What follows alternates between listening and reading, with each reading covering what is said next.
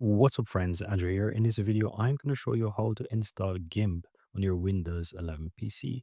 To do this, go ahead and click the Windows key on your keyboard or taskbar and you want to open up the Microsoft Store.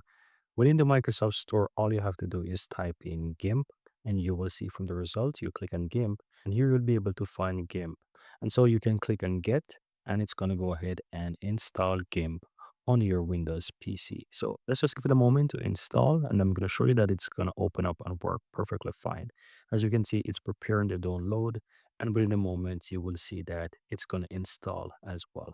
This is generally super fast and so you should see it finish in no time. And there you can see, guys, is 100%. It's done. I'm going to click on open. From here, you can also open it from your PC as well. And you can even close out of this from here as well. So this is how you install GIMP on your PC. Now, as you can see, it's currently loading.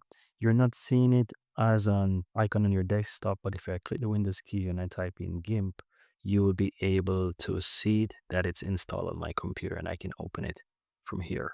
So yeah, let's just wait for it to open.